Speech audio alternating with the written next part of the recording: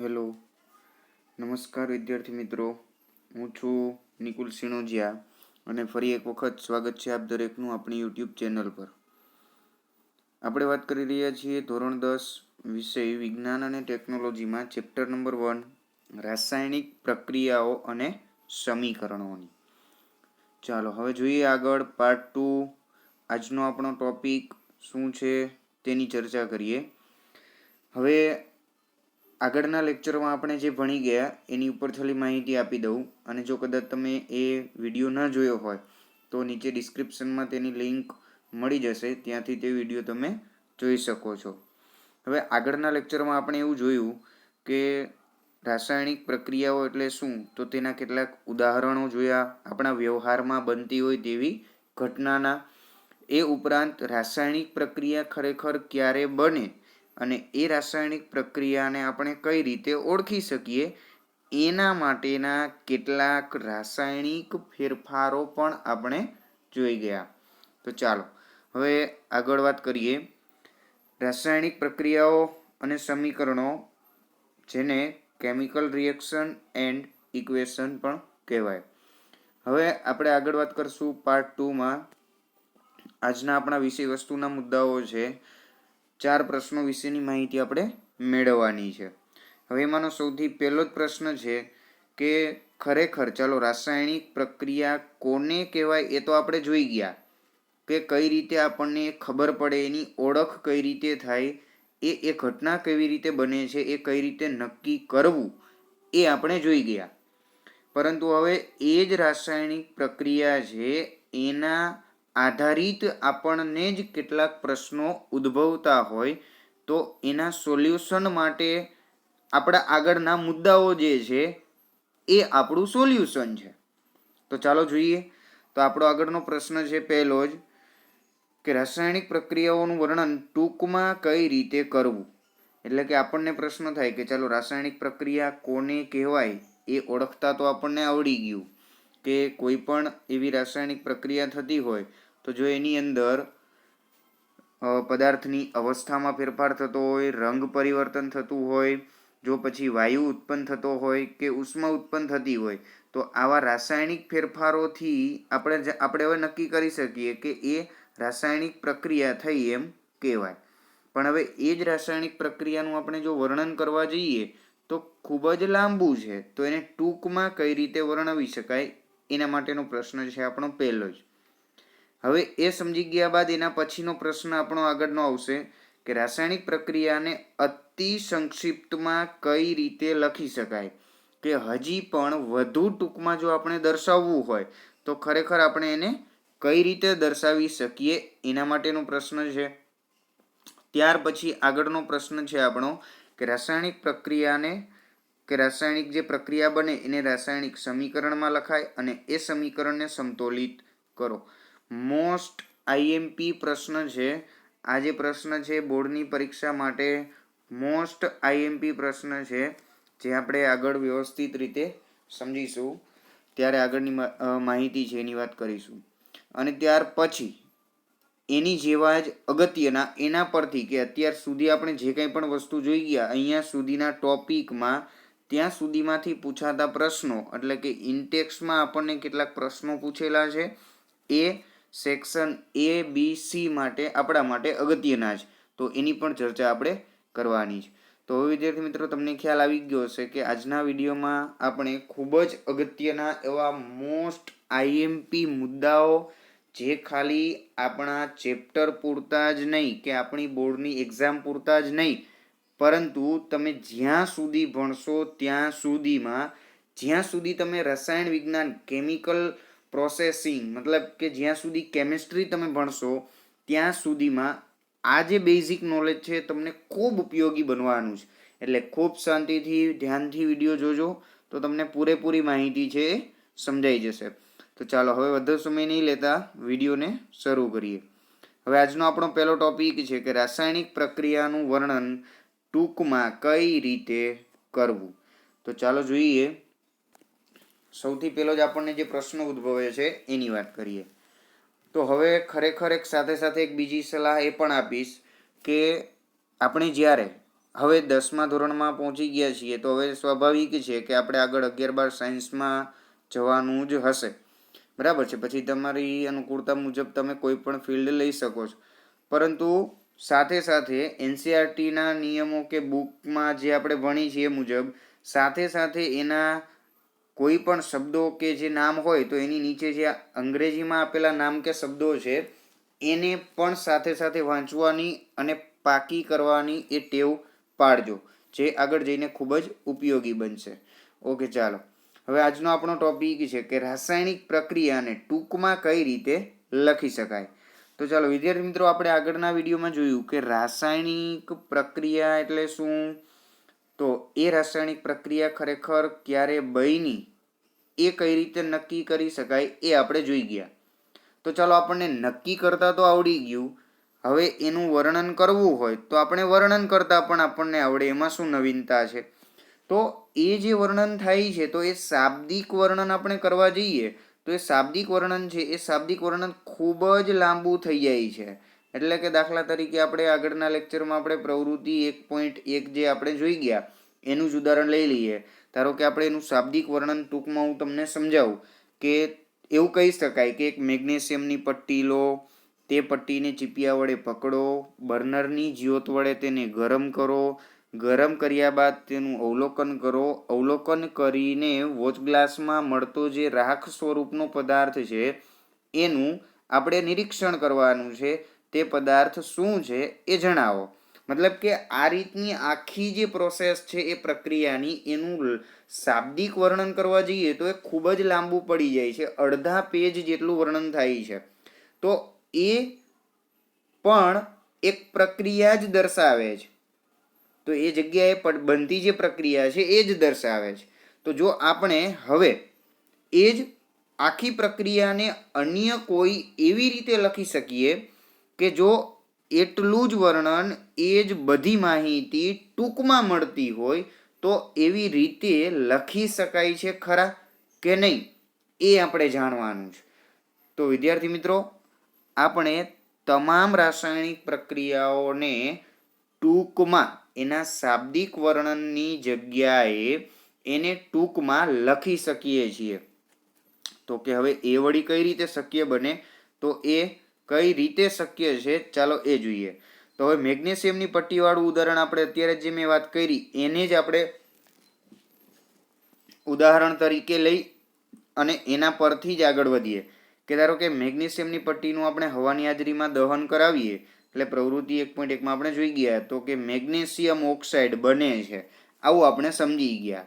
હવે આ જે આખી પ્રક્રિયા છે કે આ જ આખી પ્રવૃત્તિ આપણે જે સમજી ગયા, હવે એનું આપણે વર્ણન કરવું છે કે ભાઈ ખરેખર એ કઈ રીતે, મતલબ કે હવે એને ટૂંકમાં કઈ રીતે લખી શકાય. તો કે વિદ્યાર્થી મિત્રો, એને ટૂંકમાં શાબ્દિક સમીકરણ સ્વરૂપે લખી શકાય છે. હવે વળી આ શાબ્દિક સમીકરણ એટલે શું વળી, તો કે શાબ્દિક સમીકરણ એટલે બીજું કાંઈ જ નહીં પરંતુ આપણે પ્રક્રિયા દરમિયાન જે પદાર્થોનો ઉપયોગ કરીએ છીએ એમાંના જ પદાર્થો કે તત્વો છે એની વાત છે. એટલે દાખલા તરીકે આપણે લીધી હતી એક મેગ્નેશિયમની પટ્ટી, તો મેગ્નેશિયમ પ્લસ હવે હવામાંના ઓક્સિજન સાથે સંયોજાય છે એટલે એ બે વચ્ચે પ્રક્રિયા થાય છે. તો કે પ્રક્રિયા થઈ અને પ્રક્રિયાને અંતે શું બને છે, તો કે પ્રક્રિયાને અંતે આ બે વચ્ચે પ્રક્રિયા થઈ અને પ્રક્રિયાને અંતે આપણને આ મેગ્નેશિયમ ઓક્સાઇડ મળે છે. તો કે આ થઈ ગયું આપણું શાબ્દિક સમીકરણ. હવે જો અહીંયા આખી જે પ્રક્રિયા આપણે દર્શાવી તો આ જે આખી પ્રક્રિયા છે તો આ આખી થઈ ગઈ આપણી શાબ્દિક સમીકરણની માહિતી. તો હવે વિદ્યાર્થી મિત્રો, આ થઈ ગયું આપણું શાબ્દિક સમીકરણ. હવે તમે જ વિચારો કે અત્યારે હમણાં આપણે વાત કરી કે એ પ્રવૃત્તિનું શાબ્દિક વર્ણન કરવા જઈએ તો ખૂબ લાંબુ પડે છે, પણ એને જ શાબ્દિક સમીકરણમાં આપણે ફેરવી દીધું તો ફક્ત 2 જ લીટીની અંદર આખી પ્રક્રિયા આપણને ટૂંકમાં મળી ગઈ. હવે આમાં ટૂંકમાં મળી છે, ટૂંકમાં એને લખી શકાય છે. તો આ પ્રક્રિયાની અંદર અમુક એવી શોર્ટકટ કી, મતલબ ઘણી બધી ટેકનોલોજીમાં કે ઘણી વખત ઘણા બધા પ્રશ્નો યાદ રાખવામાં પણ આપણે શોર્ટકટ કીનો ઉપયોગ કરતા હોઈએ, એની જેમ આમાં પણ આપણે અમુક નાની નાની શોર્ટકટ બાબતો છે એનો ઉપયોગ કે એને સમજવાની છે. તો ચાલો એની પહેલા વાત કરી દઉં કે દાખલા તરીકે આપણે આખી પ્રક્રિયા લખી કે મેગ્નેશિયમની પટ્ટી ઓક્સિજન સાથે સંયોજાઈને મેગ્નેશિયમ ઓક્સાઇડ બનાવે છે. ચાલો આ તો આપણને ખબર છે. હવે વાત કરીએ કે આપણે મેગ્નેશિયમ પ્લસ ઓક્સિજન ને તીરની ડાબી બાજુએ લખેલા છે અને પ્રક્રિયાને અંતે જે નિપજ મળે, જે કંઈ પણ પદાર્થ આપણને મળે પ્રક્રિયા થઈને, એને આપણે જમણી બાજુ લખેલા છે. તો તીર જે છે આ એરોની ડાબી બાજુએ જે મળતો પદાર્થ છે એને લેફ્ટ હેન્ડ સાઈડ મતલબ ડાબી બાજુ, તો એ બધાને પ્રક્રિયકો કહેવાય. એને શું કહેવાય? આપણે શું કહેશું? એને પ્રક્રિયકો કહીએ છીએ. અને એ જ રીતે એરોની જમણી બાજુએ જે પદાર્થ મળે છે તેને નિપજ કહે છે. એટલે કે આ રીતે ખાસ યાદ રાખજો કે શાબ્દિક સમીકરણની અંદર આજે આપણે શાબ્દિક સમીકરણ દર્શાવ્યું. આ શાબ્દિક સમીકરણમાં આ એરોની ડાબી બાજુએ હોય તેને પ્રક્રિયકો, જમણી બાજુએ હોય તેને નિપજો, એટલે કે left hand side, right hand side. Ready? તો કે આ રીતે ચાલો આ થઈ ગઈ આપણી રાસાયણિક પ્રક્રિયાનું ટૂંકમાં વર્ણન. મતલબ કે રાસાયણિક પ્રક્રિયા જે બને છે એ પ્રક્રિયાને આપણે કઈ રીતે ટૂંકમાં વર્ણવી શકાય? તો કે શાબ્દિક સમીકરણ સ્વરૂપે. હવે એમાં બે કે બે કરતાં વધારે પ્રક્રિયકો હોય તો એને આપણે પ્લસની નિશાની વડે દર્શાવીએ છીએ. આવી જ રીતે ધારો કે નિપજમાં પણ આપણને એક કરતાં વધારે નિપજો મળી હોય તો એને પણ આ રીતે પ્લસ કરી અને જમણી બાજુએ એરોની જમણી બાજુએ દર્શાવવામાં આવે છે. તો ચાલો આપણે આ તો વાત થઈ ગઈ અત્યારે અહીંયા કે પ્રક્રિયાને ટૂંકમાં કઈ રીતે દર્શાવી, તો કે શાબ્દિક સમીકરણ સ્વરૂપે. તો હવે આપણા મગજમાં પ્રશ્ન આવે કે શું ખરેખર આપણે જે શાબ્દિક સમીકરણ સ્વરૂપે આખી પ્રક્રિયાનું મતલબ કે આખા શબ્દોનું જે વર્ણન કે એનું લાંબુ પડતું જે વર્ણન છે એને આપણે બિલકુલ ટૂંકમાં સમજવા માટે શાબ્દિક સમીકરણનો ઉપયોગ કરી શકીએ છીએ? તો કે આપણા મગજમાં અહીંયા ખરેખર હવે લાલચ ઊભી થાય. મતલબ કે આપણે ટૂંકમાં જો એનું વર્ણન કરી શકીએ છીએ શાબ્દિક સમીકરણ વડે, તો હજી પણ આપણને પ્રશ્ન થાય કે શું હજી આના કરતાં પણ હજી કોઈ ટૂંકી રીત કે પ્રક્રિયા છે ખરી? તો કે હા, આ બાદ હજી પણ એને શાબ્દિક સમીકરણ ઉપરાંત પણ તેને ટૂંકમાં લખી શકાય છે. તો ચાલો એ પણ જોઈએ કે ખરેખર કઈ રીતે લખી શકાય. તો હવે આગળનો આપણો નાનકડો પ્રશ્ન છે કે શું સમીકરણને મતલબ કે શું રાસાયણિક સમીકરણને વધુ સંક્ષિપ્તમાં મતલબ વધુ ટૂંકમાં લખી શકાય ખરા? તો આપણો જવાબ છે હા. કે શાબ્દિક સમીકરણ તો આપણે જોયું કે ચાલો શાબ્દિક સમીકરણ છે તો એને આપણે એના શાબ્દિક વર્ણન કરતાં ટૂંકમાં લખી શકીએ છીએ. તો હવે પ્રશ્ન એ છે કે એના કરતાં પણ વધુ ટૂંકમાં આપણે લખવું હોય તો લખી શકાય ખરા? તો કે હા. તો કે હવે એ કઈ રીતે શક્ય બને? તો શાબ્દિક સમીકરણની અંદર જે તત્વોનો ઉપયોગ કરવામાં આવે છે એને તત્વની જગ્યાએ એની સંજ્ઞા લઈએ તો સંજ્ઞા સમીકરણ બની જાય અને સંજ્ઞા સમીકરણ વડે તેને વધુ સંક્ષિપ્તમાં લખી શકાય છે.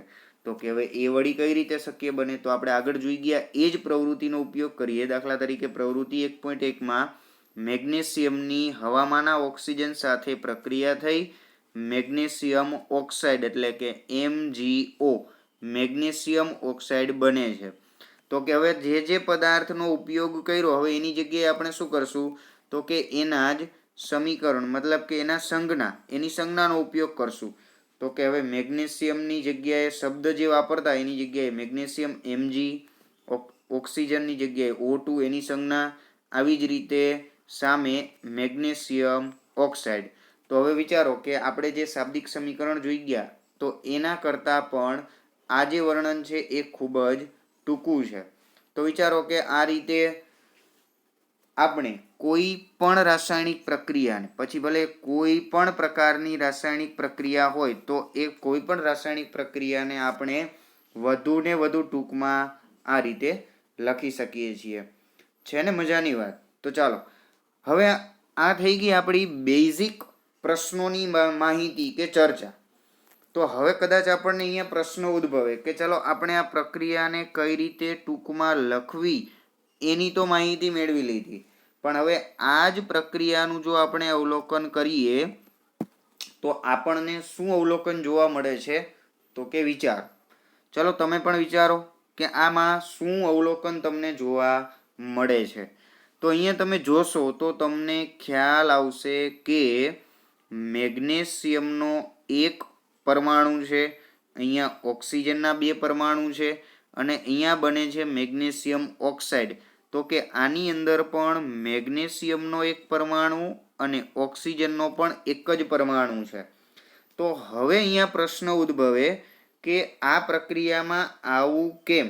તો કે આ પ્રક્રિયા જે ખરેખર બની તો એના સમીકરણ મુજબ એની રચના આવી જ થાય છે. તો હવે અહીંયા એક પ્રશ્ન એ પણ છે કે આને આપણે બંને બાજુએ બધા જ પરમાણુઓની સંખ્યા સરખી હોવી જોઈએ કે અલગ અલગ? તો વિદ્યાર્થી મિત્રો, ખરેખર એના માટેનો એક મુદ્દો એવો છે કે બંને બાજુએ આમાં પ્રક્રિયકો અને નિપજો બંને બાજુએ કુલ દળ જે છે એ એક સમાન હોય છે. હવે ખરેખર ઘણા બધા વિદ્યાર્થીઓને અહીંયા પ્રશ્ન ઉદ્ભવતો હોય છે કે સર આપણે અહીંયા આ બંને બાજુએ પરમાણુઓની સંખ્યા જો આપણે સરખી ના કરીએ તો ના ચાલે. તો ના ચાલે. કેમ ના ચાલે? કારણ કે એના પાછળનું એક સરળ પ્રકારનું એક કારણ છે. તો કે ખરેખર એક પ્રકારનો નિયમ પણ કહી શકાય કે કેમ આવું કેમ કે આ બંને બાજુએ જો દળ અલગ અલગ, મતલબ કે બંને બાજુએ જો આપણે પરમાણુઓની સંખ્યા છે સરખી ન કરીએ, સમતોલિત ન કરીએ તો ન ચાલે. તો કે ખરેખર સમતોલિત કરવું જોઈએ. તો હવે શા માટે સમતોલિત કરવું જોઈએ એની વાત કરીએ. તો કે સમતોલિત કરવા માટે રસાયણ વિજ્ઞાનમાં એક નિયમ છે, એક સિદ્ધાંત છે. તો કે ખરેખર આપણે ઉર્જા સંરક્ષણનો નિયમ જે જાણીએ છીએ કે વિશ્વમાં આખી વિશ્વની કુલ ઉર્જા જે છે એ ઉર્જાને ઉત્પન્ન પણ કરી શકાતી નથી અને એનો નાશ નથી. ફક્ત ને ફક્ત ઉર્જા એક સ્વરૂપમાંથી બીજા સ્વરૂપમાં રૂપાંતર પામે છે. જો હા, બિલકુલ ઉર્જા સંરક્ષણનો નિયમ આપણે જે જાણીએ છીએ બિલકુલ એની નજીકનો જ નિયમ છે કે કોઈ પણ રાસાયણિક પ્રક્રિયા થતી હોય તો એ કોઈ પણ રાસાયણિક પ્રક્રિયા દરમિયાન દળનું સર્જન થતું નથી કે તેનો વિનાશ થતો નથી. ખાસ યાદ રાખજો વિદ્યાર્થી મિત્રો, આપણે વાત કરીએ છીએ દળ સંચયના નિયમની, જેને કહેવાય law of conservation of mass. તો શું જોયું આપણે કે કોઈ પણ રાસાયણિક પ્રક્રિયા દરમિયાન દળનું સર્જન થતું નથી કે તેનો વિનાશ થતો નથી. મતલબ કોઈ પણ રાસાયણિક પ્રક્રિયા બને તો એ રાસાયણિક પ્રક્રિયાની અંદર દળ ઉત્પન્ન પણ નથી થતું અને જે દળ આપણે વાપરીએ કે ઉપયોગમાં લઈએ એનો વિનાશ પણ થતો નથી. તો એનો મતલબ શું થયો કે એટલે ટૂંકમાં કહી શકાય કે પ્રક્રિયાને અંતે નિપજ જે આપણને મળે છે તો નિપજનું કુલ દળ જે હોય એ કુલ દળ કેટલું હોય? તો કે પ્રક્રિયકોના કુલ દળ જેટલું જ હોય છે. નિપજોનું કુલ દળ પ્રક્રિયકોના કુલ દળ જેટલું જ હોય છે. આ નિયમને કહેવાય દળ સંચયનો નિયમ. તો વિદ્યાર્થી મિત્રો, અહીંયા તમને વધુ સમજણ પડે એટલા માટે આપણે એક આકૃતિ પણ તમને આપેલી છે. જુઓ તો કે આકૃતિની અંદર આ એક ત્રાજવાની અંદર એક બાજુના ભાગમાં અહીંયા 2H2 + O2 અને આ બાજુએ છે H2O, મતલબ કે પાણીની રાસાયણિક પ્રક્રિયા આપી છે કે ઓક્સિજન અને હાઇડ્રોજન સાથેની. તો હવે બંનેમાં તમે જોઈ શકો છો કે બંને બાજુએ હવે જો અહીંયા હાઇડ્રોજન પરમાણુના H2 જે અણુ છે H2 અણુના 2 પરમાણુઓ છે, જ્યારે ઓક્સિજનના O2 અણુ એક સંખ્યા ધરાવે છે.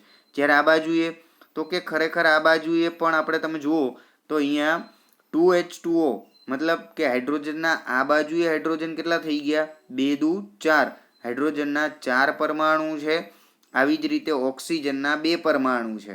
તો સામે પણ 2 દુ 4 હાઇડ્રોજન અને 2 ઓક્સિજન છે. મતલબ કે આ જે ચિત્ર છે એ શું દર્શાવે છે કે જે દળ સંચયના નિયમ આધારિત આ ચિત્ર છે એ એની માહિતી આપે છે કે સાબિત થાય છે કે દર્શાવે છે એમ કહી શકાય. ટૂંકમાં કહું તો કે પ્રક્રિયાને અંતે નિપજ જે મળે એ નિપજનું જે કુલ દળ છે એ કુલ દળ કેટલું હોય? તો કે પ્રક્રિયામાં ભાગ લેનાર જેટલા તત્વો હોય એ તત્વોના કુલ દળ જેટલું જ હોય છે. તેનો મતલબ શું થયો કે આપણે કોઈ પણ પ્રક્રિયકો લઈએ એ પ્રક્રિયકોનું કુલ દળ અંતે નિપજોના કુલ દળ જેટલું જ હોય છે.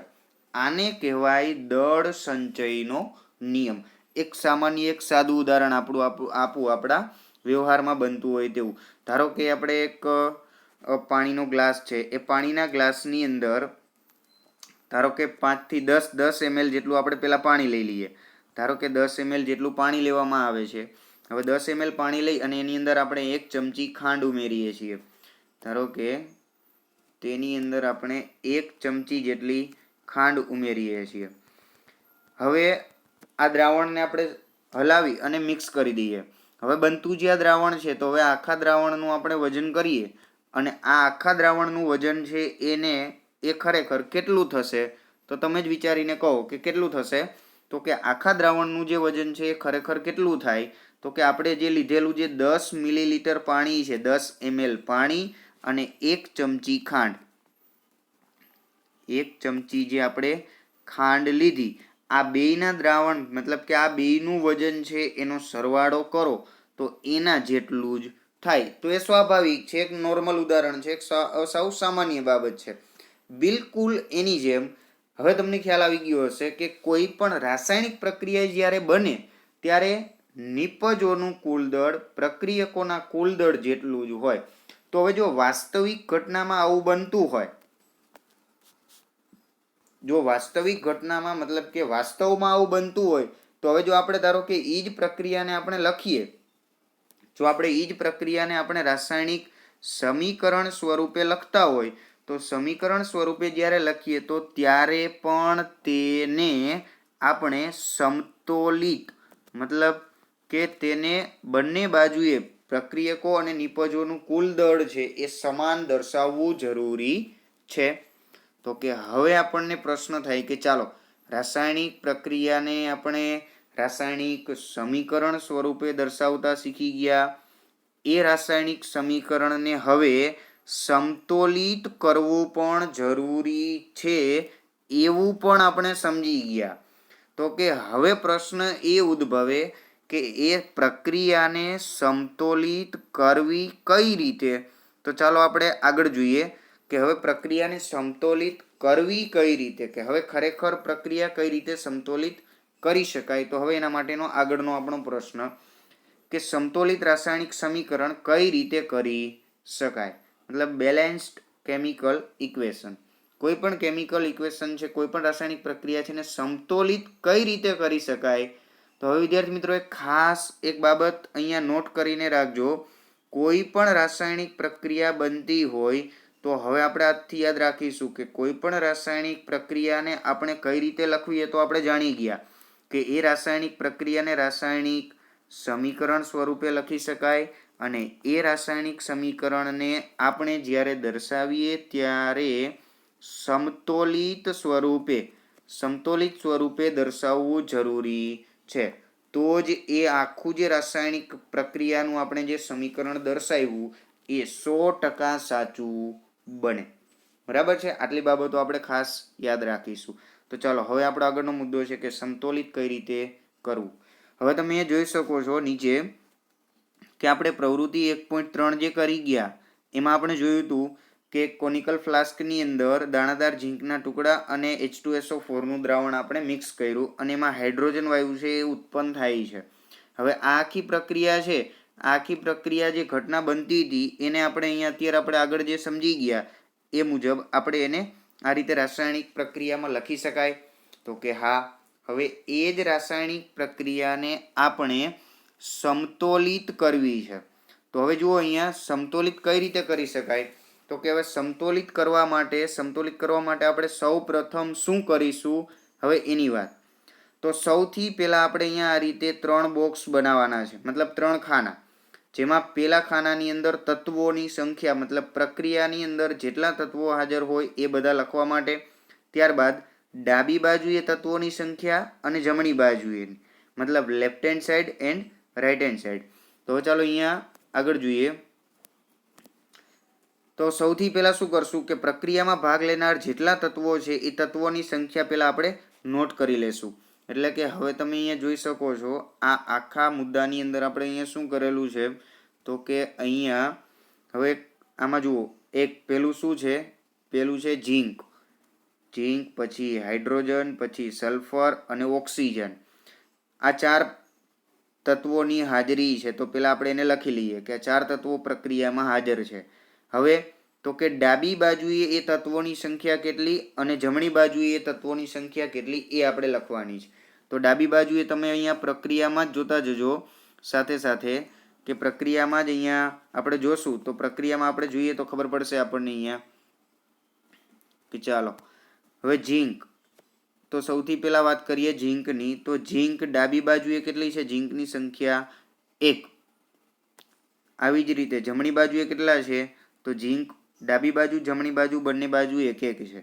તો કે ચાલો બંને બાજુએ સમાન છે. આવી રીતે હાઇડ્રોજન 2, આ બાજુએ પણ 2 છે. તો એની નોંધ અહીંયા કરેલી છે. આ બાજુએ સલ્ફર 1, આ બાજુએ પણ 1, એટલે સલ્ફર પણ 1 1 છે. ઓક્સિજન 4 છે. ચાલો, તો હવેનો મતલબ શું થયો કે આ જે પ્રક્રિયા છે એને આપણે સમતોલિત કરવાની જરૂરિયાત નથી. કેમ?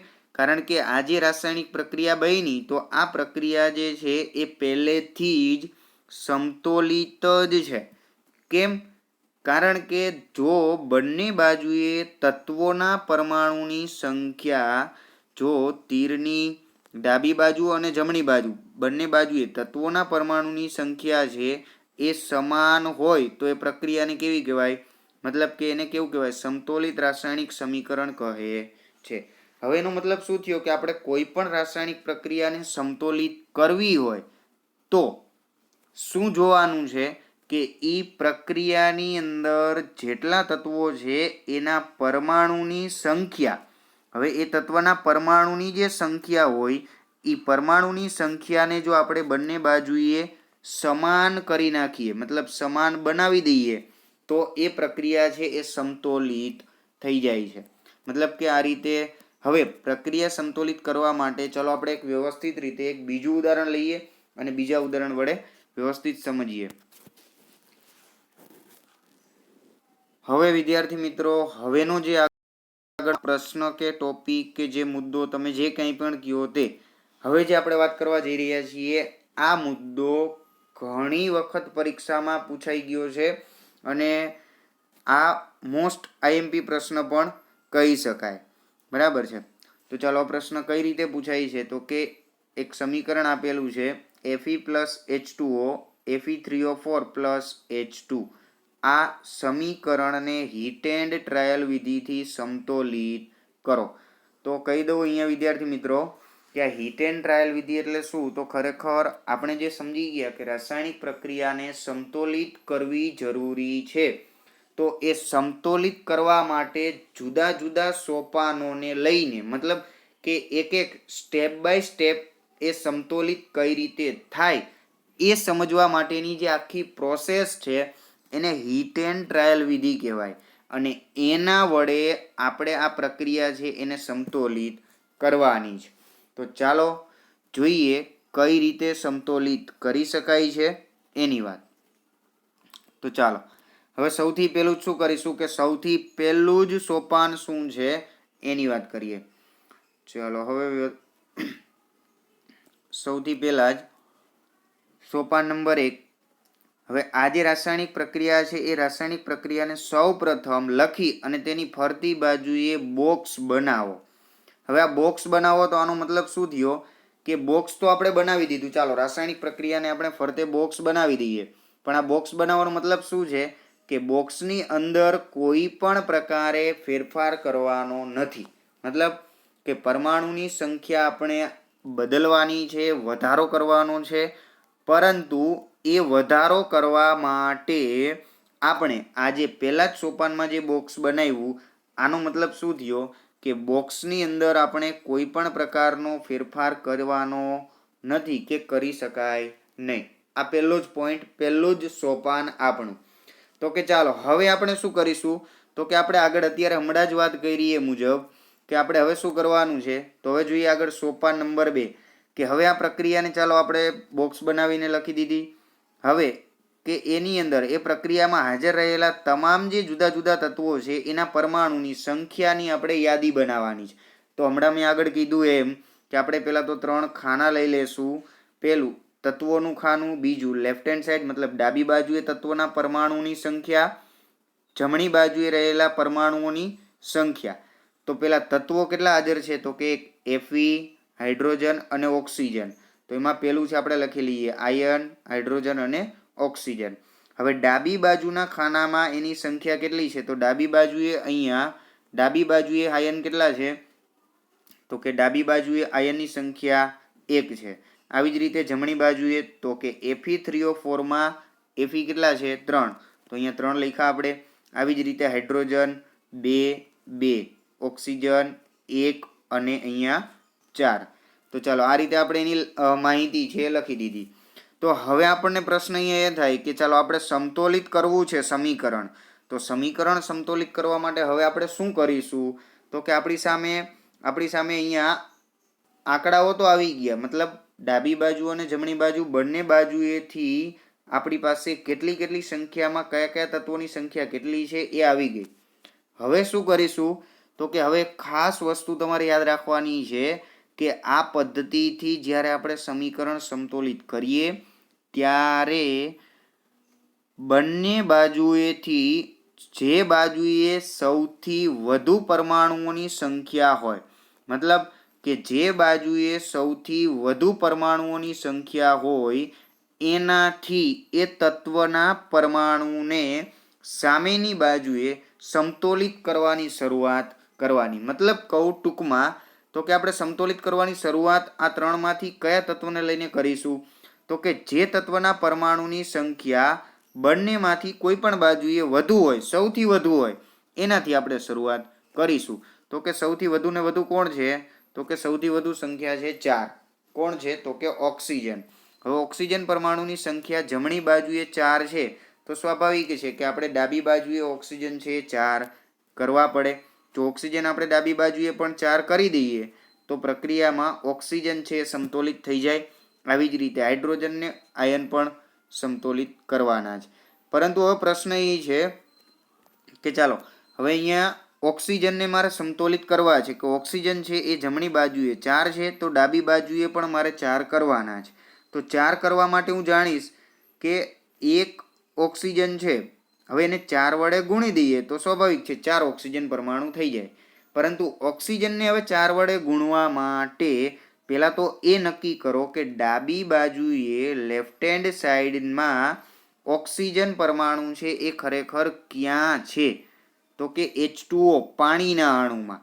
તો કે હવે ઓક્સિજનના પરમાણુઓ માટે શરૂઆતમાં ઓક્સિજન પરમાણુ ક્યાં છે તો કે શરૂઆતમાં પ્રક્રિયકોની અંદર એક ઓક્સિજન પરમાણુ છે એ H2O માં છે.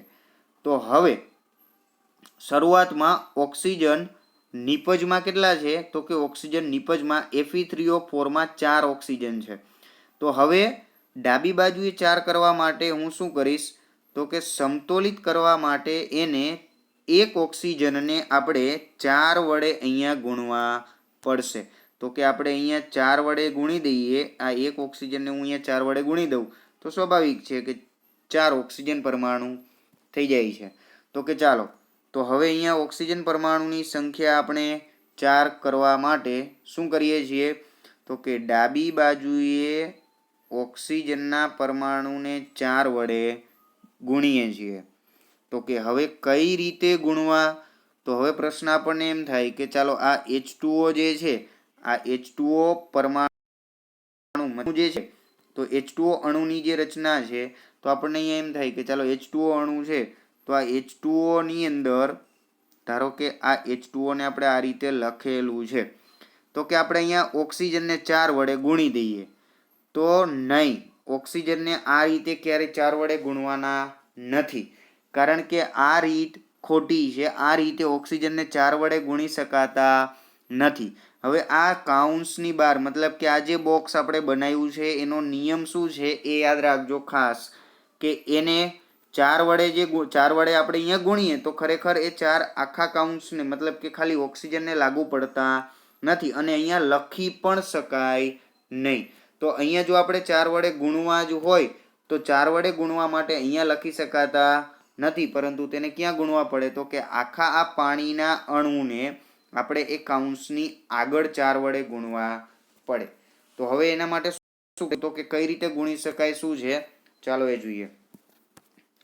હવે અહીંયા આપણી સામે છે તો કે ચાલો આમાં આપણે શું કર્યું, ફરીથી અહીંયા આપણને એ જ માહિતી આપેલી છે. ફરીવાર તમે પણ અહીંયા એકવાર નજર કરી લેજો કે ચોક્કસપણે યાદ રાખજો કે આ રીતે આપણે 4 વડે જ્યારે ગુણવાના થતા હોય ત્યારે H2O ને આ રીતે લખી શકીએ. મતલબ કે હજી ફરીવાર કહી દઉં, પાણીનો અણુ છે એની ફરતે બોક્સ બનાવ્યું છે, એને 4 વડે ગુણવા માટે એની આગળ 4 વડે ગુણી પાણીના આખા અણુને 4 વડે ગુણીને લખી શકાય નહીં કે આ H2O ની અંદર આ રીતે.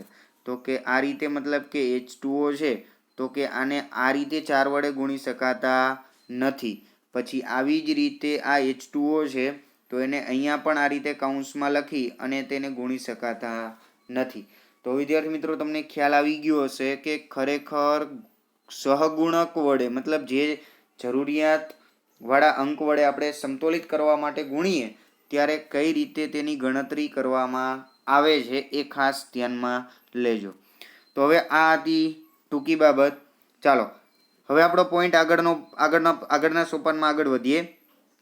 તો કે ચાલો આપણે અહીંયા જોયું કે આ બાજુએ ઓક્સિજન 4 હતા, સૌથી વધુ સંખ્યા હતી, આ બાજુએ 1 હતા. તો એને 4 કરવા માટે આપણે ઓક્સિજન પરમાણુથી શરૂઆત કરી અને ડાબી બાજુએ ઓક્સિજન 4 બનાવવા માટે પાણીના આખા અણુને આપણે અહીંયા 4 વડે ગુણીએ છીએ. તો ચાલો ઓક્સિજન તો 4 થઈ ગયા, પરંતુ હવે શું કરીશું તો હવે અહીંયાથી આ જ પ્રોસેસમાં આપણે આગળ વધવાનું છે કે ઓક્સિજન 4 કરવા જતાં સાથે સાથે એ જે ચોગડો છે એ ઓક્સિજનને જ નહીં પરંતુ હાઇડ્રોજનને પણ 4 વડે ગુણે છે. તો કે હાઇડ્રોજન પણ કેટલા થઈ જાય અહીંયા તો કે હાઇડ્રોજન પણ કેટલા થઈ જશે, હાઇડ્રોજનના પરમાણુ થઈ જશે 4 દુ 8. તો હવે આનો મતલબ શું થયો કે ડાબી બાજુએ હાઇડ્રોજન 8 છે તો જમણી બાજુએ કેટલા છે 2. તો હવે એના માટે શું કરવું તો હવે એના માટે આગળનું સોપાન ફરીથી હવે આગળનું ચોથું સોપાન જોઈએ કે હવે કોણ બાકી છે તો કે આયન અને હાઇડ્રોજન. હવે આ બેમાંથી કોની પસંદગી કરવી સમતોલિત કરવા માટે આયન અને હાઇડ્રોજનમાંથી કોની પસંદગી કરવી તો બીજી એક શોર્ટકટ કી તમને અહીંયા આપી દઉં વિદ્યાર્થી મિત્રો કે આપણે એક વખત રાસાયણિક પ્રક્રિયા સમતોલિત કરવાની શરૂઆત કરી અને જ્યાં આપણે ચાલુ કરી છે કે જ્યાં અટકી છે ત્યાંથી જ આગળના તત્વને સમતોલિત કરવાની પ્રક્રિયા છે એને આગળ વધારવાની. જ્યાં આપણે અટકીએ ત્યાંથી મતલબ કે આમાં ઓક્સિજનને આપણે 4 કર્યા તો સાથે સાથે હાઇડ્રોજન છે 8 થઈ જાય છે. તો હવે હાઇડ્રોજન આ બાજુએ જોઈ લ્યો કેટલા છે 2. તો હાઇડ્રોજનને પહેલા સમતોલિત કરી દો પછી આગળની વાત. બરાબર છે ઓકે. ચાલો હવે આગળ વાત કરીએ હાઇડ્રોજનને સમતોલિત કરવા માટે. તો હાઇડ્રોજન પરમાણુમાં ડાબી બાજુએ કેટલા છે હાઇડ્રોજન પરમાણુ H2O 4H2O માં આવે કેટલા છે 8. જમણી બાજુએ કેટલા છે તો H2 માં 2 છે. તો હવે આપણે શું કરીશું કે સ્વાભાવિક છે જમણી બાજુએ 8 કરવા માટે તેને કેટલા વડે તો કે 4 વડે ગુણવા પડશે. હવે 4 વડે કઈ રીતે ગુણવાય તો આપણે જાણીએ છીએ. તો કે ચાલો આ રીતે આપણે અહીંયા 4 વડે એને ગુણી દઈએ. તો હવે અહીંયા બંને બાજુએ ઓક્સિજન અને હાઇડ્રોજન છે સમતોલિત થઈ ગયા. હવે કોણ બાકી રહે છે તો હવે બાકી રહે છે ખાલી આયન. તો હવે આયનને સમતોલિત કરવા માટે વળી પાછું વિચારો. હવે આગળનું સોપાન છે આપણું 5મું. તો કે આયન ડાબી બાજુએ કેટલા છે તો કે ડાબી બાજુએ આયનની સંખ્યા 1 અને જમણી બાજુએ કેટલા છે તો કે જમણી બાજુએ આયન છે 3. તો હવે જમણી બાજુએ 3 છે ને ડાબી બાજુએ 1 છે, તો અહીંયા સ્વાભાવિક છે કે આને 3 વડે ગુણી દઈએ. જો આને 3 વડે અહીંયા ગુણી દેવામાં આવે, આને આ બાજુએ 3 વડે આપણે ગુણી દઈએ તો સમતોલિત થઈ જાય. તો ચાલો એ કઈ રીતે થાય છે એ પણ જોઈ લઈએ જરાક.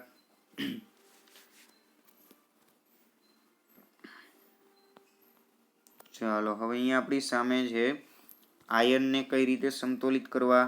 તો કે આયન પરમાણુ ડાબી બાજુએ કેટલા હતા? 1, આ બાજુએ 3. તો આને 3 વડે ગુણવાથી સમતોલિત થઈ જાય છે. તો કે આ રીતે વિદ્યાર્થી મિત્રો હવે આપણી પાસે છે સમતોલિત રાસાયણિક સમીકરણ. હવે આ જે સમીકરણ આપણને હવે જે દર્શાવે છે, હવે આ જે સમીકરણ બન્યું એ આપણું 100% પ્યોર રાસાયણિક સમીકરણ થઈ ગયું. મતલબ કે જે રાસાયણિક પ્રક્રિયા બને છે એને ટૂંકમાં દર્શાવવા માટે આપણે સમીકરણનો ઉપયોગ કરીએ છીએ, અને એ સમીકરણને ટૂંકમાં કઈ રીતે લખવું એ પણ જોયું. હવે એને સમતોલિત કરવું જરૂરી છે, તો એના માટે દળ સંચયનો નિયમ પણ જોયો. હવે એને કઈ રીતે સમતોલિત કરી શકાય, તો કે હીટ એન્ડ ટ્રાયલ વિધિથી સમતોલિત કરી શકાય. તો કે એના વડે કઈ રીતે સમતોલિત થાય એની પણ આપણે વાત કરી. તો ચાલો આ રીતે 100% એ આખું સમીકરણ જે છે કે આખી જે રાસાયણિક પ્રક્રિયા બને એને ટૂંકમાં આપણે એને 100% એનું વર્ણન છે ટૂંકમાં આ રીતે કરી શકાય. હવે એની અંદર જ એક બે જાણવા જેવી બીજી બાબતો કે આ રીતે ચાલો આખું રાસાયણિક સમીકરણ છે સમતોલિત તો થઈ ગયું, અને આ રીતે જે થતું રાસાયણિક સમીકરણ જે સમતોલિત થાય તેને હીટ એન્ડ ટ્રાયલ પદ્ધતિથી સમતોલિત થયું તેમ કહેવાય. તો આ રીતે આ ખાસ યાદ રાખજો, હીટ એન્ડ ટ્રાયલ પદ્ધતિ કહેવાય છે.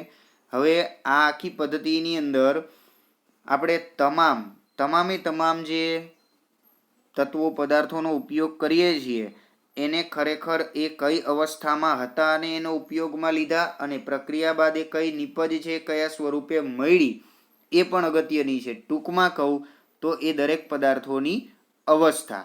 તો દરેક પદાર્થોની અવસ્થા છે એ ખાસ આપણે પ્રક્રિયા દરમિયાન લખવી અને દર્શાવવી જરૂરી છે. તો આપણે જાણીએ છીએ કે એક પદાર્થ છે એક તો ઘન હોય, એક પ્રવાહી અને એક વાયુ. આ 3 અવસ્થાથી આપણે પરિચિત છીએ. હવે આપણે આમાં એક નવી અવસ્થા ધ્યાનમાં લેવાની છે. ઘન, પ્રવાહી અને વાયુ ઉપરાંત હવે આવે છે એક નવી અવસ્થા તમારા માટે, જલીય. બરાબર. હવે દરેકે દરેક જે સંજ્ઞા છે એ સંજ્ઞાનો ઉપયોગ કરી અને એને લખવાની છે. દાખલા તરીકે ઘન હોય તો કે એને સોલિડ એટલે કે એને એસ સંજ્ઞા વડે દર્શાવાય. આવી જ રીતે ધારો કે પ્રવાહી છે તો પ્રવાહી તો એને લિક્વિડ તરીકે એલ. પછી આવી રીતે વાયુ હોય તો વાયુ છે તો એને ગેસ જી વડે, અને જો એ જલીય છે તો એને કહેવાય એક્વિયસ, તો એને એ ક્યુ વડે દર્શાવવામાં આવે છે. તો અહીંયા તમને આ નીચેના ભાગે બધી જ સંજ્ઞાઓની માહિતીઓ પણ આપેલી છે. તો આ બધી બાબતો પણ સાથે સાથે નોટ કરી લેજો કે અંડરલાઈન કરી લેવી. હવે અહીંયા આપણે જે પ્રક્રિયા સમજી ગયા એ જ રાસાયણિક પ્રક્રિયાને તમે જોઈ શકો છો કે એ જ રાસાયણિક પ્રક્રિયાને અહીંયા નીચે આ રીતે જો અહીંયા એને તમામ એની અવસ્થાઓ છે દર્શાવેલી છે.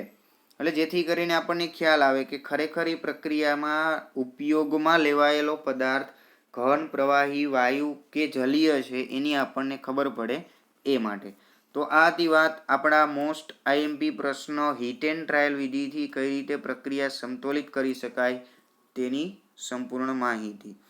હવે આગળ આવી જ રીતે હવે આપણે વાત કરીએ કે રાસાયણિક પ્રક્રિયામાં આપણો મેઇન મુદ્દો એવો હતો કે રાસાયણિક પ્રક્રિયા કઈ રીતે લખી શકાય. તો રાસાયણિક પ્રક્રિયાને આપણે સંજ્ઞા સમીકરણ સ્વરૂપે લખી. હવે એ સંજ્ઞા સમીકરણને પણ 100% સમજવા માટે આપણે શું કર્યું કે એને સમતોલિત કરવી જરૂરી છે, તો એ પણ શીખી ગયા. હવે એ ઉપરાંત કેટલીક બીજી બાબતો પણ જોઈ લઈએ કે ખરેખર પ્રક્રિયાને 100% સંપૂર્ણપણે એક જ નાનકડી રાસાયણિક પ્રક્રિયા, એક કે બે જ લીટીની પ્રક્રિયાને આપણે આખી પ્રક્રિયાને 2 જ લીટીમાં કઈ રીતે વર્ણન કરી શકીએ. તો ચાલો હવે એના માટે કેટલીક પ્રક્રિયાઓ એવી હોય છે કે જેની અંદર ખરેખર શું થતું હોય છે કે એ પ્રક્રિયા છે એ દરમિયાન આપણે એને ઉષ્મા આપવી પડતી હોય છે કે એને તાપમાન અમુક આપવું પડતું હોય, અમુક દબાણ, એટલે કે આવા કોઈ પણ ઉદ્દીપક વાતાવરણ છે કે એને કોઈ પણ આવા ઉદ્દીપક કે એની હાજરીમાં જ્યારે એને રાખવામાં આવે કે પ્રક્રિયા કરાવવામાં આવતી હોય ત્યારે શું ધ્યાનમાં લેવામાં આવે તો કે એ બધા પદાર્થો છે, દાખલા તરીકે તાપમાન છે, તો એ ખૂબ ઉપયોગી છે પ્રક્રિયા દરમિયાન. પણ ધારો કે આપણે પ્રક્રિયામાં ક્યાંય એનો ઉલ્લેખ નથી કરતા તો એ ચાલે નહીં, કારણ કે એનો પણ ઉલ્લેખ થવો જરૂરી છે. તો આપણે જેમ દાખલા તરીકે હમણાં વાત કરી કે આ પ્રક્રિયામાં જ આપણે વાત કરી કે દાખલા તરીકે અહીંયા આયન છે તો એ સોલિડ મતલબ ઘન સ્વરૂપે લીધું છે. પછી આ પાણી છે, તમે જોઈ શકો છો અહીંયા કે ગેસ મતલબ કે પાણી છે તો એ પાણીની વરાળ છે એનો ઉપયોગ આપણે કરેલો છે. તો એનો મતલબ શું થયો અહીંયા કે તમામે તમામ પ્રકારે જો તમામ પદાર્થની ઘન પ્રવાહી વાયુ સ્વરૂપની અવસ્થા આપણે દર્શાવતા હોઈએ તો એક ઘટના બનવા માટે જે ઉદ્દીપકો જરૂરી છે એને પણ દર્શાવવા જોઈએ. તો એને ક્યાં દર્શાવવામાં આવે કે કઈ રીતે દર્શાવવા આપણે રાસાયણિક પ્રક્રિયામાં, તો એ રાસાયણિક પ્રક્રિયાની અંદર આવા ઉદ્દીપકોને અહીંયા આપણે તીરની ઉપર અને નીચે દર્શાવવામાં આવે છે. હવે તમે અહીંયા જોઈ શકો છો કે આપણે અહીંયા એક પ્રક્રિયા આપેલી છે કાર્બન મોનોક્સાઇડની હાઇડ્રોજન વાયુ સાથેની પ્રક્રિયા કે જેમાં 40 વાતાવરણ દબાણે CH3OH મતલબ કે મિથેનોલ બને છે. તો એ 40 વાતાવરણ દબાણ છે એ ખૂબ જ અગત્યનો ઘટક છે કે એ ઉદ્દીપક છે, એના વગર આ બને નહીં. તો એને આપણે આ રીતે દર્શાવવું જોઈએ એ તીરની ઉપર. આવી જ રીતે બીજી પ્રક્રિયા આપેલી છે પ્રકાશ સંશ્લેષણની, તો કે સૂર્યપ્રકાશની હાજરીમાં ક્લોરોફિલ નામનું જે દ્રવ્ય પદાર્થ છે એના વડે આ ઘટના બને છે. તો આ જે આખી ઘટનાની જે આ નિપજ મળી, આ નિપજ માટે આ ઉદ્દીપકો ખાસ જરૂરી છે. એટલે કે અહીંયા ખાસ કરીને હજી કહું તો આપણે આ દર્શાવવા માટે મતલબ કે ઉદ્દીપકો પ્રક્રિયા દરમિયાન ઉપયોગી તમામ પ્રકારના આવા ઉદ્દીપકો હોય તો એ તમામ પ્રકારના ઉદ્દીપકોને ક્યાં દર્શાવવામાં આવે છે તો કે આ તીરની નિશાનીની ઉપર અથવા નીચે દર્શાવવામાં આવે છે. અને આ એના ઉદાહરણો છે. બરાબર છે. તો ચાલો આ હતી વાત તમામ સંપૂર્ણ. અહીંયા સુધીમાં આપણે 100% એ રાસાયણિક પ્રક્રિયાને કઈ રીતે લખવી, ટૂંકમાં કઈ રીતે વર્ણન કરવું, એનું 100% કમ્પ્લીટ વર્ણન આપણે અહીંયા સુધી જોઈ ગયા. હવે વાત કરીએ કેટલાક ઇન્ટેક્સના પ્રશ્નો આપણને જે પૂછેલા છે એની ટૂંકમાં માહિતી મેળવી લઈએ ફટાફટ. હવે પેલો જ પ્રશ્ન આપણને પૂછ્યો છે કે મેગ્નેશિયમની પટ્ટીને, હવે પેલા કહી દઉં કે આ પ્રશ્ન છે એ ખાસ પેજ નંબર 6 પર આપેલો છે. સેક્શન A અને B માં પૂછાવા માટે ખૂબ જ અગત્યના પ્રશ્નો છે. અને વિદ્યાર્થી મિત્રો હજી ફરીવાર કહું છું કે આ જે ઇન્ટેક્સના પ્રશ્નો આપણને જે આપેલા છે એ ઇન્ટેક્સના પ્રશ્નો ઉપર વધુ ને વધુ ફોકસ રાખજો, કારણ કે મોસ્ટ ઓફ પરીક્ષામાંથી જે પ્રશ્નો પૂછવામાં આવે એ મોટાભાગના વિદ્યાર્થીઓ શું કરતા હોય છે કે જુદા જુદા મટીરિયલો છે એ ભેગા કરતા હોય છે, પરંતુ એ કાંઈ કરવાની જરૂરિયાત નથી. સૌથી પહેલાં એ કરજો પણ એ પછી, પણ સૌથી પહેલાં ટેક્સ્ટબુક તો ક્લિયર કરવી ને, એ જરૂરી છે. તો સૌથી પહેલી જ વાત કરીએ. ચાલો, પહેલો પ્રશ્ન છે કે મેગ્નેશિયમની પટ્ટીને હવામાં સળગાવતા પહેલા શા માટે સાફ કરવામાં આવે છે? કારણ કે સીધી સિમ્પલ વસ્તુ છે કે આપણે જાણીએ છીએ કે આપણા ઘરમાં પણ લોખંડની બારી બારણા કે હોય તો એના પર કલર કરવો હોય ત્યારે આપણે એને કાચ પેપર વડે ઘસીને સાફ કરવામાં આવે છે. કારણ કે હવાની હાજરી સાથે પ્રક્રિયા કરી અને એના પર એક પડ લાગી જાય છે, પડ જામી જાય છે, જેને આપણે ક્ષાર કહીએ, કાટ કહીએ. બરાબર છે. તો એના લીધે એ કલર વ્યવસ્થિત નથી થતો કે એના લીધે આપણે કોઈ પણ પ્રક્રિયા એની સાથે એની સપાટી સાથે કોઈ પ્રક્રિયા કરાવી શકતા નથી. એટલે આ એનું સાચું કારણ છે, જેના આધારે આપણે એને ઉપયોગમાં લેવી હોય તો એના માટે આપણે પહેલાં એને સાફ કરવી જરૂરી છે. કારણ કે મેગ્નેશિયમ છે એ હવામાં ખુલ્લું રહે તો હવામાંના ઓક્સિજન સાથે સંયોજાય અને મેગ્નેશિયમ ઓક્સાઇડનું એવું સ્તર બનાવે છે જે કોઈ પણ પ્રક્રિયા કરવા દેતું નથી. પછી આવી જ રીતે બીજું છે કે હાઇડ્રોજન અને ક્લોરીનની પ્રક્રિયાથી, હવે જો આપેલું છે કે નીચે દર્શાવેલા સમીકરણ પ્રક્રિયાઓ માટે સમતોલિત સમીકરણ લખો. હવે આ 2 ટાઈપ ક્વેશ્ચન કહેવાય. એક તો શાબ્દિક સમીકરણ આપ્યું છે અને એમ કીધું છે કે પેલા એને સમતોલિત સમીકરણમાં ફેરવો. હવે પેલા તો આપણે એનું સંજ્ઞા સમીકરણ લખવું પડે, આ પહેલો પ્રશ્ન. હવે બીજું કે આને જ આપણે સંજ્ઞા સમીકરણમાં લખવું પડે અને બીજું શું છે કે એને સમતોલિત કરવું પડે. તો ચાલો હવે પેલા વાત કરીએ પેલા પોઈન્ટથી કે હાઇડ્રોજનની ક્લોરીન સાથેની પ્રક્રિયાથી શું બને છે? Hydrogen chloride. એટલે કે હાઇડ્રોજન એટલે H2, ક્લોરીન એટલે Cl2. તો સ્વાભાવિક છે કે સામે શું બનશે? HCl. હવે સમતોલિત કરવા હોય તો બેના બે પરમાણુ છે તો આ બાજુ 2 વડે ગુણી દઈએ HCl ને તો 2 થઈ જાય છે. ચાલો આવી જ રીતે હવે એના પછી બીજો પ્રશ્ન છે બેરિયમ ક્લોરાઇડની એલ્યુમિનિયમ સલ્ફેટ સાથેની પ્રક્રિયા. હવે બેરિયમ ક્લોરાઇડની એલ્યુમિનિયમ સલ્ફેટ સાથેની પ્રક્રિયાથી શું થાય છે? તો બેરિયમ ક્લોરાઇડ એટલે કે અહીંયા BaCl2 પ્લસ એલ્યુમિનિયમ સલ્ફેટ હતું. એલ્યુમિનિયમ સલ્ફેટ એટલે Al2SO4 થ્રાઇસ. હવે આ સમીકરણ છે, આ ખાસ યાદ રાખજો. આ બે પદાર્થો આપણને આપેલા છે. હવે આ બે વચ્ચે પ્રક્રિયા થઈ અને શું નિપજ મળે છે? તો કે નિપજ તરીકે આપણને શું મળશે? તો કે અહીંયા બેરિયમ અને ક્લોરીન વચ્ચે એલ્યુમિનિયમ અને સલ્ફેટ વચ્ચેનો બંધ છે એ તૂટે છે. તો બેરિયમ છે એ સલ્ફેટ સાથે જોડાય, એલ્યુમિનિયમ છે એ ક્લોરીન સાથે. તો કે અહીંયા સમીકરણ શું બનશે? તો કે barium sulphate plus aluminium chloride Al2Cl3. તો હવે અહીંયા વિદ્યાર્થી મિત્રો હવે સમીકરણને સમતોલિત કરીએ. તો સમીકરણ સમતોલિત કરવા માટે સૌથી પહેલા આપણે જોઈ ગયા એ પ્રમાણે કે સૌથી વધુ સંખ્યા કોની છે? તો સૌથી વધુ સંખ્યા કોની છે? તો સૌથી વધુ સંખ્યા આપણે જોઈ લઈએ તો આ બાજુએ ઓક્સિજન, કારણ કે 3 ચોક કેટલા થાય? 12. તો આ બાજુએ ઓક્સિજન 12 કરવા માટે આ બાજુ ઓક્સિજન કેટલા છે? 4. તો આને 3 વડે ગુણી દઈએ, 4 તરી 12. ઓક્સિજન 12 કરવા ગયા તો સાથે સાથે બેરિયમ અને સલ્ફર વધી ગયા. બેરિયમ કેટલા થઈ ગયા? 3. તો બેરિયમને 3 કરી દઈએ ડાબી બાજુએ. હવે ડાબી બાજુએ બેરિયમ 3 કરવા ગયા તો ક્લોરીન કેટલા થઈ ગયા? 3 દુ 6. હવે આ બાજુ ક્લોરીન કેટલા છે? જમણી બાજુએ 3. તો એને 6 કરવા માટે 2 વડે ગુણવા પડે. તો ચાલો 2 વડે ગુણીએ, 3 દુ 6 થઈ ગયા. હવે એલ્યુમિનિયમ ચેક કરી લઈએ. એલ્યુમિનિયમ કેટલા છે?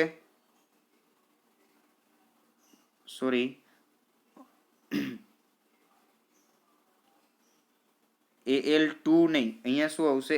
AlCl3. અહીંયા શું આવશે? AlCl3, aluminium chloride. હા, એટલે અહીંયા AlCl3 આવશે. ઓકે, હવે ફરીવાર જુઓ તો કે આ રીતે આખું આપણું જે સમીકરણ છે સમતોલિત થઈ ગયું. કારણ કે હવે ફરીવાર તમે બધા જ પદાર્થોને ચેક કરી લો. આ બાજુ બેરિયમ 3, આ બાજુએ 3. ક્લોરીન કેટલા છે? 3 દુ 6. આ બાજુએ કેટલા છે? તો કે આ બાજુએ પણ 3 દુ 6. એલ્યુમિનિયમ 2, આ બાજુ એલ્યુમિનિયમ 2. બરાબર છે. આ રીતે સલ્ફર 3, ઓક્સિજન 12. 3 અને 12. તો આ હતા આપણા પેલા પ્રશ્નોનો જવાબ. બીજાનો હવે એના પછી સોડિયમ અને પાણી સાથેની પ્રક્રિયા. સોડિયમ પ્લસ પાણી, સોડિયમ હાઇડ્રોક્સાઇડ અને હાઇડ્રોજન. હવે સોડિયમની પાણી સાથેની પ્રક્રિયા. હવે સોડિયમની પાણી એટલે કે Na પ્લસ H2O. તો શું બને? તો સ્વાભાવિક છે કે NaOH. શું બનશે? NaOH. અને અહીંયા હાઇડ્રોજન વાયુ પ્લસ હાઇડ્રોજન વાયુ છૂટો પડે છે. એટલે કે હવે આ રીતે હવે આ આખી પ્રક્રિયાને પણ આપણે સમતોલિત કરીએ તો આપણે આમાંથી હાઇડ્રોજન છે કેટલા છે? આમાં હાઇડ્રોજન 2 અને 1 3 હાઇડ્રોજન છે. આ બાજુએ કેટલા છે? 2. તો આને આપણે શું કરીશું કે આ બાજુએ હાઇડ્રોજનને આપણે 2 વડે ગુણી દઈએ તો આ બાજુ કેટલા થઈ ગયા? 2 દુ 4 અને ઓક્સિજન 2. તો આને અહીંયા કેટલા વડે ગુણવાથી? તો કે આ બાજુએ NaOH માં હાઇડ્રોજન કેટલા છે? 1. જો હાઇડ્રોજન 1 છે એટલા માટે હું એને 2 વડે ગુણી દઉં તો 2 હાઇડ્રોજન અહીંયા અને 2 અહીંયા, 4 થઈ જાય. આવી જ રીતે NaOH માં સોડિયમ 2 થઈ ગયા, તો અહીંયા 2 કરી દઈએ એટલે ફરી પાછી એ પ્રક્રિયા પણ સમતોલિત થઈ ગઈ. ઓકે, આવી જ રીતે હવે એના પછી હવે એક આખો પ્રશ્ન આપેલું છે, આખું વાક્ય કે બેરિયમ ક્લોરાઇડ. હવે બેરિયમ ક્લોરાઇડ એટલે કે આપણી પાસે પહેલા તો ખાસ કરીને પહેલા દરેકે દરેક આવો પ્રશ્ન તમે વાંચતા હોય ત્યારે હારે સમીકરણ લખતા જવા જરૂરી છે. બેરિયમ ક્લોરાઇડ એટલે BaCl2 અને સોડિયમ સલ્ફેટના પાણીમાં બનાવેલા દ્રાવણો વચ્ચે પ્રક્રિયા થઈ અદ્રાવ્ય બેરિયમ સલ્ફેટ અને સોડિયમ ક્લોરાઇડનું દ્રાવણ મળે છે. એટલે કે આપણને અહીંયા આપેલું છે બેરિયમ ક્લોરાઇડ અને સોડિયમ સલ્ફેટ, તો Na2SO4 અને સામે શું બનશે તો કે બેરિયમ સલ્ફેટ આપ્યું છે એટલે કે BaSO4 વત્તા NaCl બને છે. તો આ રીતે આખી પ્રક્રિયા પણ આવી જ રીતે બને છે. પછી આ પ્રક્રિયાને સમતોલિત સ્વરૂપે લખીએ તો એના માટે પહેલા ફરીથી લઈએ તો કે ફરીથી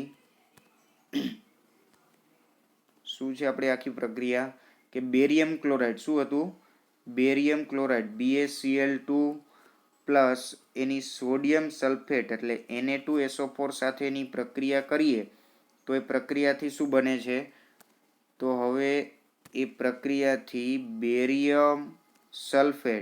બેરિયમ સલ્ફેટ અને સોડિયમ ક્લોરાઇડ, તો બેરિયમ સલ્ફેટ એટલે BaSO4 plus sodium chloride NaCl. ચાલો, તો આ રીતે પ્રક્રિયા આપણી સામે છે. હવે આને સમતોલિત કરીએ તો સમતોલિત કરવા માટે સૌથી પહેલા વિચારો ઓક્સિજન કેટલા છે, આ બાજુએ 4, આ બાજુએ 4, અહીંયા ક્લોરીન કેટલા છે 2, તો અહીંયા ક્લોરીનને હવે 2 વડે 2 કરવા માટે 2 ક્લોરીન પરમાણુ કરવા માટે 2 વડે ગુણવા પડશે. તો અહીંયા 2 વડે ગુણી દઈએ. સોડિયમ કેટલા થઈ ગયા, તો આ બાજુએ સોડિયમ પણ 2 થઈ ગયા, તો અહીંયા Na2 સોડિયમ 2 જ છે. તો આ થઈ ગઈ આપણી સમતોલિત રાસાયણિક પ્રક્રિયા. આવી જ રીતે છેલ્લા પોઈન્ટની વાત કરીએ. સોડિયમ હાઇડ્રોક્સાઇડના દ્રાવણમાં હાઇડ્રોક્લોરિક એસિડના દ્રાવણમાં મતલબ કે પાણીમાં પ્રક્રિયા કરી અને શું બનાવે છે, સોડિયમ ક્લોરાઇડ અને પાણી ઉત્પન્ન કરે છે.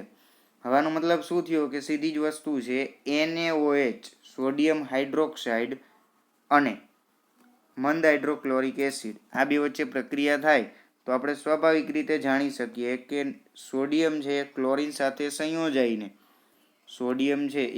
સાથે સંયોજાય તો શું બનાવે, NaCl, અને વધ્યું શું તો કે આ બાજુનો હાઇડ્રોજન આ બાજુ OH આ બંને ભેગા મળીને H2O બનાવે છે. તો આ રીતે આ પ્રક્રિયા પણ બને છે. તો વિદ્યાર્થી મિત્રો આપણે અહીંયા સુધીમાં ખાસ અગત્યના ટોપિકોની ચર્ચા કરી. ફરી એક વખત આપણે ટૂંકમાં તમને કહી દઉં, આપણે વાત કરી કે રાસાયણિક પ્રક્રિયાને ટૂંકમાં કઈ રીતે લખી શકાય. તો ટૂંકમાં લખવા માટે આપણે પહેલા જોયું શાબ્દિક સમીકરણ. એ શાબ્દિક સમીકરણ પરથી આપણને મળ્યું સંજ્ઞા સમીકરણ. હવે સંજ્ઞા સમીકરણને પણ આપણે વધુ વ્યવસ્થિત કે 100% સાચું લખવા માટે આપણે સમીકરણ સમતોલિત કરતા પણ શીખી ગયા. તો સમીકરણ સમતોલિત કઈ રીતે કરવું એ પ્રશ્ન આપણા માટે IMP છે, ખાસ યાદ રાખજો. હવે ત્યાર પછી એ સમતોલિત સમીકરણ પરથી એમાં કેટલીક નાની મોટી બાબતોની વાત કરી. અંતે જોયું કે ઉદ્દીપકો જે હોય તો એને કઈ રીતે લખવા જોઈએ કે લખવામાં આવે છે. અને એ ઉપરાંત ખાસ મોસ્ટ IMP વાત કરી ઇન્ટેક્સના પ્રશ્નોની. આવી જ રીતે હવે આગળના મુદ્દાઓ આવશે. કેટલીક રાસાયણિક પ્રક્રિયાઓ છે, એટલે કે કેટલીક રાસાયણિક પ્રક્રિયાઓના પ્રકારો વિશેની માહિતી કે સમજૂતી આપણે ભણીશું. તો હવે આગળના વિડીયોમાં આપણે રાસાયણિક પ્રક્રિયાઓના પ્રકારો વિશેની ચર્ચા કરીશું. તો હવે જો આવા જ વિડીયો તમે જોવા માંગતા હોય, બરાબર છે, તો તમે અમારી ચેનલને લાઈક કરો, વિડીયોને લાઈક કરો, કોમેન્ટ કરો, શેર કરો અને ચેનલને સબસ્ક્રાઈબ કરો. ધન્યવાદ.